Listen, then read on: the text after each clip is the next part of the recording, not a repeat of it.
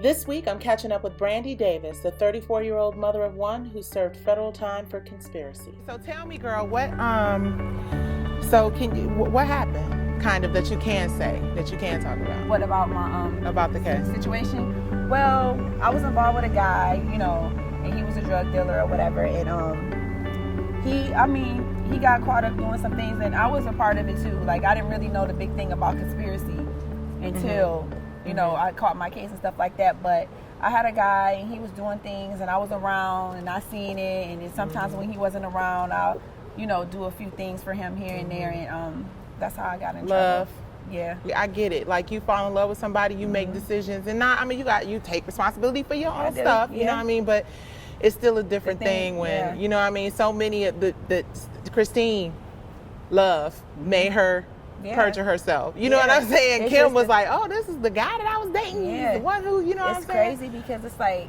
he ended up like turning against me and stuff and everything like that. Yeah.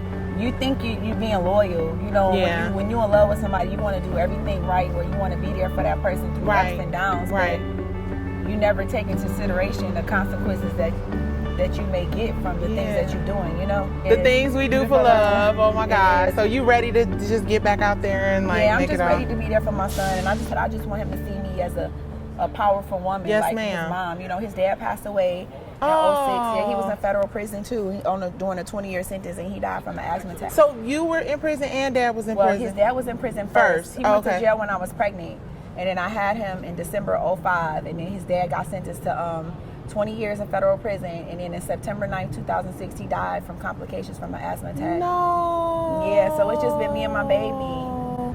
Does he understand? Have you had a chance to kind of...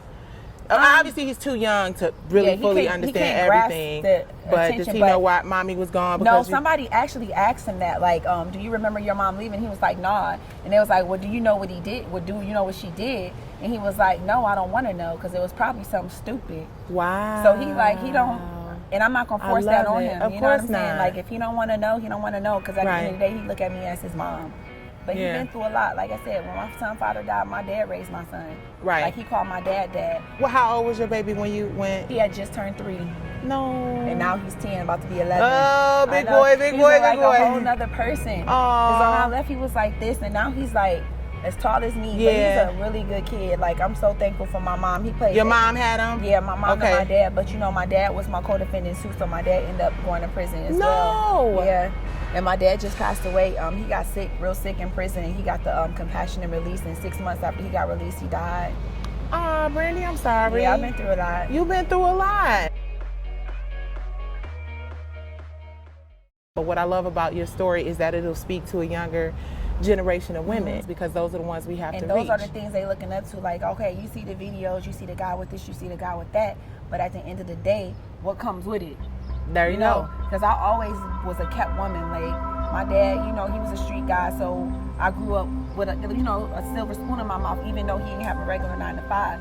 So what I look for in men is what I look for in my dad. Because I seen how my dad treated my mom. She never worked. She was a housewife. He kept her nice. We lived in a nice big house and everything like that. So growing up, I was like, oh, I always want a guy that's like my dad.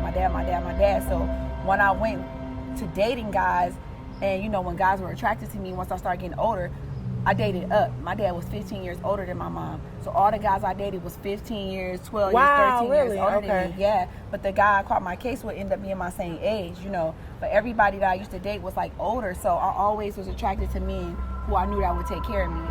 And a lot of women want that. And it was cool, whatever, because I enjoyed the perks. But when I lost everything, I lost everything.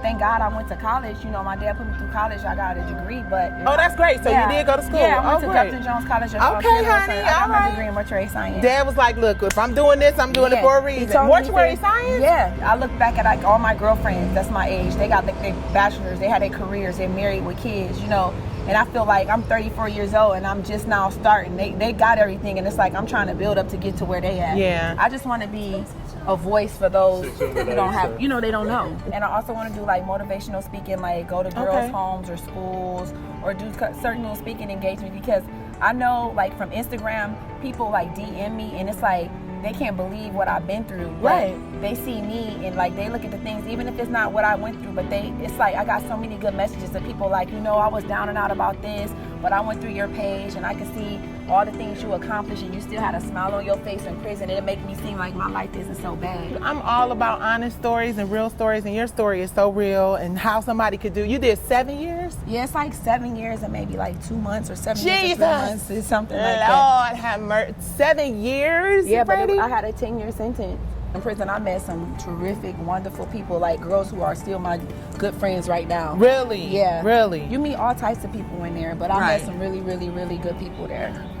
I Googled you and I saw your Facebook, and I saw Kim Smedley was a friend, and I was like, Kim, do you know this girl Brandi? Because she's from Detroit and she just got out. I know Kim for a long time. And Kim was like, y'all were actually in jail together. That is crazy. Yeah, we did our time together. And I knew her prior, but like our relationship kind of got stronger when we was in prison, because I knew her from around. She used to come to Detroit, and you know, she knew a lot of my friends, and my friends, you know, we all used to run in the same kind of circle like that. But when she came to prison, it's like our bond got tighter. Like she didn't know how to cook food in the microwave. I had to teach her how to cook food in the microwave and make her food and stuff like that. But we really, really got close in prison. And that's good. She was telling me that she's gonna hook you up with the lawyer, and that today you want to meet with the lawyer later. Like, that's she's trying to do her best to help me out because she know the struggle. And I was talking to her when she did leave. And, you know, she'll send me little messages like, it's hard out here. So I knew what to expect. Like, I'm starting from nothing. Like, I've been gone 7 years and some change, and it's like everything I had is gone.